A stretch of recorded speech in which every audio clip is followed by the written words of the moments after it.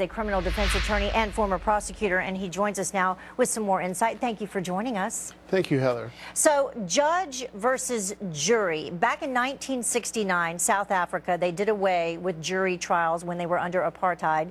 Will this benefit Pistorius to face a judge instead of a jury? It'll be interesting to see, but generally speaking, the old saw in the law is that you'd much rather, as a defense lawyer, have a jury. And so, generally speaking, you want 12 people to make the decision and not a judge. Now, this judge will have probably 2 advisors who will work with him to make the decision, but ultimately it's up to that one individual judge to make the entire decision in the high court. And I think all in all, that's going to play against Mr. Pistorius and his counsel. And why do you think that's the case? Judges tend to look at the evidence in a case very technically. And in this particular case, there will be some issues with the evidence gathering and all those things. But at the end of the day, it seems like you have a fairly straightforward case with some very good evidence for the prosecution. Now, it's way too early to tell. We'll have to see what happens. And Mr. Pistorius was granted bail, and that was a big deal. Perhaps they're going to try to settle this thing before it goes to trial. But ultimately, I think this judge may be able to sift through some of the issues that the defense may lob, at him, and sort of sift those aside and really look at the bottom line that at the end of the day, Mr. Pistorius admits that he shot the victim, and at the same time, 4 times through a door, looks like rage. And so the defense is really going to have to step up its game if it's going to mount a credible defense. So why was he released on bail? Talk to me a little bit more about this bail hearing. It took about 2 hours. He was released. The magistrate, the chief magistrate, he mentioned exceptional circumstances in releasing him. Well, and to speak very plainly, he is disabled, and so it would probably be difficult for him to simply go through an airport unnoticed. At the same time, he's very, very famous and recognizable. So there are those reasons. At the same time, however, you could argue he does have access to money. He has access to friends overseas, and so the judge could have gone either way.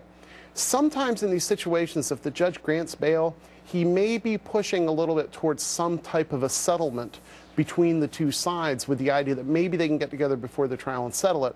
But on the other hand, this prosecutor seems very, very intent on pushing first-degree murder in this case, which means that Mr. Pistorius would serve life in prison if he's convicted. And this prosecutor seems to want to do just that. And they talked a lot about premeditation.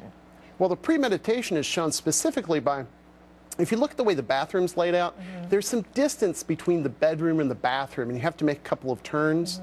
And then on top of that, you have the 4 shots through the door, and then there's evidence of blunt force trauma to the head.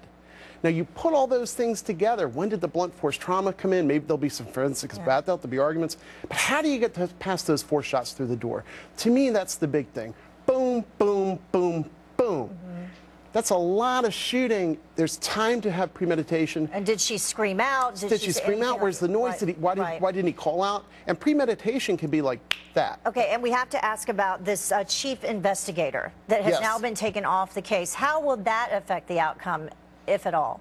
Well, it's fascinating because you had the OJ case, right? And then you had the same issue there with the problems with the evidence and the investigator. I think they had the same issue with the feet where they didn't have the foot covers, so they contaminated everything. And so there's definitely some stuff there for the defense to get into. And that is where they're going to have to really try to support their client's story, Mr. Pistorius' story. But on the flip side, the prosecution has a simple case in this situation. 4 shots through the door, no warning. Why wasn't there shouting? And the bottom line is you have a beautiful young lady dead. 29 years old. And it's just terribly tragic. It's a sad story. Very sad. Trial set for June 4th, I believe. So yes. Thank you so much for joining us. We appreciate your insight. My pleasure, Heather. Thank you.